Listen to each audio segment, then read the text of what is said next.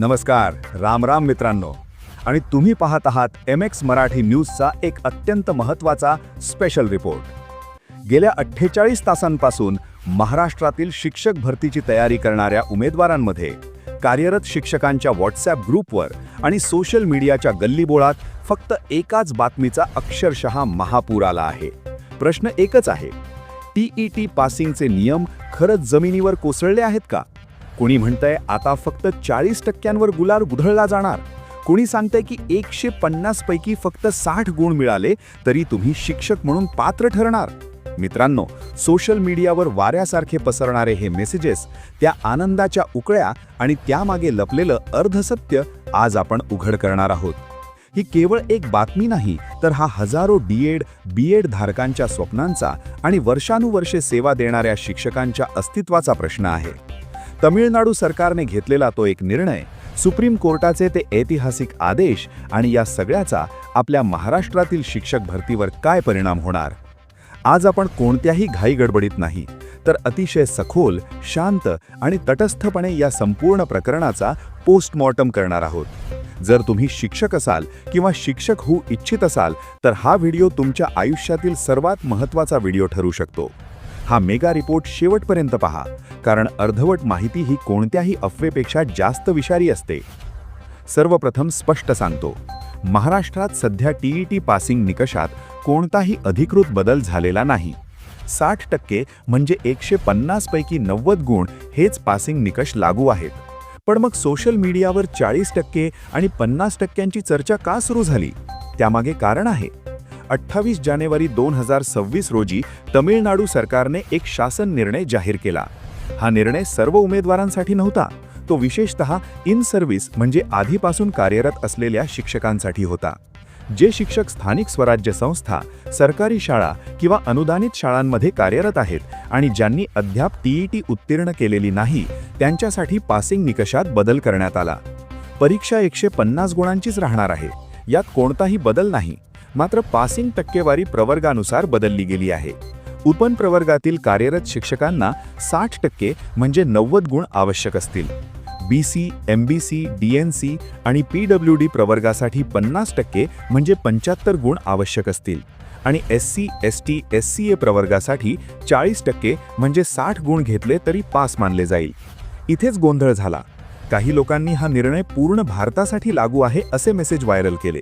काहींनी महाराष्ट्रातही 40% पासिंग लागू झाल्याचे सांगितले. पण सत्य हे आहे की हा निर्णय सध्या फक्त तमिळनाडू राज्यापुरता मर्यादित आहे. आता प्रश्न पडतो की तमिळनाडूने हा निर्णय का घेतला? यामागे सुप्रीम कोर्टाचा आदेश आहे. काही वर्षांपूर्वी सर्वोच्च न्यायालयाने स्पष्ट केले की शिक्षक म्हणून सेवा देणाऱ्या प्रत्येक व्यक्तीने TET पात्रता मिळवणे आवश्यक आहे. अनेक शिक्षकांची नियुक्ती त्या काळात झाली होती जेव्हा TET अनिवार्य नव्हती. त्यामुळे ते वर्षानुवर्षे सेवा बजावत होते, पण TET दिलेली नव्हती. आता अचानक त्यांना परीक्षा देणे बंधनकारक झाले. आता आपण या निर्णयाच्या मुळाशी जाऊया. तमिळनाडू सरकारने हा धाडसी निर्णय का घेतला? मित्रांनो, यामागे केवळ राजकीय इच्छाशक्ती नाही, तर एक जळजळीत वास्तव आहे. कल्पना करा, एखादा शिक्षक गेली 15-20 वर्ष ज्ञानदानाचं पवित्र काम करतोय. ज्यावेळी त्यांची नियुक्ती झाली तेव्हा TET सारखी कोणतीही परीक्षा अस्तित्वात नव्हती. त्यांनी पिढ्यानपिढ्या घडवल्या, हजारो विद्यार्थी त्यांच्या हातून शिकून मोठे झाले. पण अचानक 2010-11 नंतर नियम बदलले आणि या अनुभवी शिक्षकांवर पात्रता सिद्ध करा टांगती तलवार आली.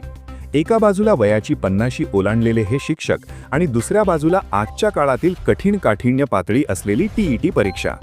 एका बाजूला शाळेत तासनतास अध्यापन करायचं, सरळ पोर्टलवर विद्यार्थ्यांची माहिती भरायची, ऑनलाईन हजेरी घ्यायची आणि दुसरीकडे शासनाच्या विविध ड्युटीज, मग ती जनगणना असो, पल्स पोलिओ असो किंवा निवडणुकीचं काम. या सगळ्या व्यापात या शिक्षकांनी अभ्यासासाठी वेळ काढायचा तरी कधी? त्यांच्या डोक्यावर घराचं कर्ज आहे, मुलांच्या उच्च शिक्षणाची चिंता आहे आणि त्यात जर ही परीक्षा पास नाही झाली तर नोकरी जाण्याची भीती आहे. याच मानसिक तणावाचा विचार करून तमिळनाडू सरकारने हा मध्यम मार्ग काढला. सरकारने मान्य केलं की जो शिक्षक 20 वर्षांपासून शिकवतोय त्याच्याकडे अनुभव आहे, पण कदाचित तो स्पर्धा परीक्षेच्या वेगात कमी पडू शकतो. म्हणूनच यासाठी हा पासिंगचा ग्रेस देण्यात आला. पण इथेच एक मोठा पेच निर्माण होतो. जर कार्यरत शिक्षकांना सवलत मिळते तर मग नवीन सुशिक्षित बेरोजगार उमेदवारांनी काय करायचं? त्यांनी घेतलेल्या मेहनतीचं काय? हाच तो मुद्दा आहे जो सध्या सोशल मीडियावर वादाचा विषय ठरतोय आणि याचमुळे हा निर्णय सध्या फक्त तमिळनाडूच्या इन सर्व्हिस शिक्षकांसाठीच मर्यादित ठेवण्यात आला आहे.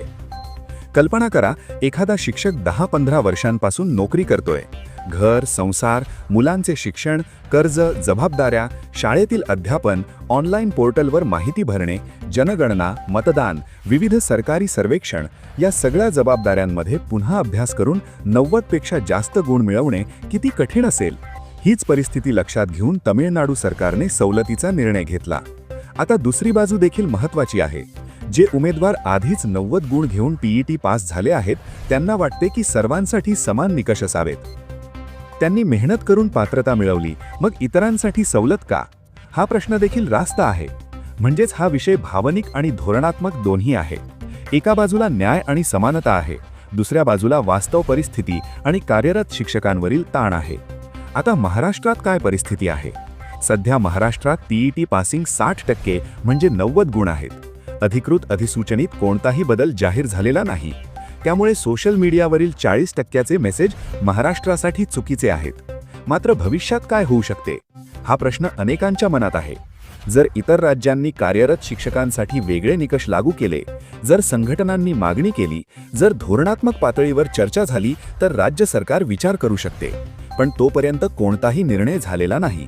मित्रांनो, स्पर्धा परीक्षांमध्ये एक गोष्ट कायम लक्षात ठेवा. अफवा सर्वात जलद पसरतात, पण शासन निर्णय फक्त अधिकृत संकेतस्थळावर आणि राजपत्रातच जाहीर होतात. व्हॉट्सअप मेसेज म्हणजे शासन आदेश नसतो. आता वास्तवाकडे पाहूया. परीक्षा 150 गुणांची आहे. पासिंग 90 असो, 75 असो किंवा 60 असो, अभ्यासाशिवाय कोणताही गुण सहज मिळत नाही. अनेक वेळा उमेदवार 2 ते 3 गुणांनी नापास होतात. म्हणजेच तयारी हीच सर्वात मोठी किल्ली आहे. तर मित्रांनो, आजच्या या महाविश्लेषणातून आपण दूध का दूध आणि पाणी का पाणी केला आहे. सत्य हेच आहे की तमिळनाडूचा तो निर्णय हा तिथल्या विशिष्ट इन सर्व्हिस शिक्षकांसाठी आहे आणि महाराष्ट्रात अजूनही 90 गुणांचा म्हणजे 60%चा किल्ला सर करणे अनिवार्य आहे. पण एक गोष्ट लक्षात घ्या, धोरणे बदलतात, कायदे बदलतात, पण तुमचं ज्ञान आणि तुमची मेहनत कधीच बदलत नाही. अफवांच्या वादळात वाहून जाण्यापेक्षा अभ्यासाच्या मैदानात पाय घट्ट रोवून उभं राहणं हीच काळाची गरज आहे. पासिंगची टक्केवारी उद्या 40 हो किंवा 60, जो विद्यार्थी प्रामाणिकपणे लढेल तोच भविष्यातील पिढी घडवण्यासाठी पात्र ठरेल. आणि हीच तयारी अधिक भक्कम करण्यासाठी आम्ही घेऊन आलो आहोत गुरुजी बॅच, जिथे तुम्हाला केवळ लेक्चर्स नाही तर यशाची खात्री मिळते. मास्टर टीचर ॲप आजच डाउनलोड करा, कारण संधी दार ठोठावते तेव्हा तुमची तयारी पूर्ण असायला हवी. आता हा प्रश्न तुमच्यासाठी. तुम्हाला काय वाटते? बदलत्या काळानुसार आणि शिक्षकांवर असलेल्या कामाच्या व्यापाचा विचार करता पासिंग निकषात सवलत देणं हे शिक्षकी पेशाच्या गुणवत्तेसाठी योग्य आहे का? तुमचं जे काही रोखठोक आणि स्पष्ट मत असेल ते कमेंट बॉक्समध्ये नोंदवा. तुमच्या कमेंट्स हाच आमच्या पुढच्या चर्चेचा विषय असेल. जर तुम्हाला आमचं हे सखोल विश्लेषण आवडलं असेल तर या व्हिडिओला जास्तीत जास्त लाईक करा. प्रत्येक शिक्षक ग्रुपमध्ये हा व्हिडिओ शेअर करून अफवांना पूर्ण विराम द्या. आणि अशाच दर्जेदार, सविस्तर आणि खात्रीशीर बातम्यांसाठी MX मराठी न्यूजला आजच सबस्क्राईब करा. माहिती खात्रीशीर घ्या, निर्णय विचारपूर्वक घ्या. पुन्हा भेटूया अशाच एका मेगा विषयासह. तोपर्यंत पाहत रहा MX मराठी न्यूज. जय हिंद, जय महाराष्ट्र.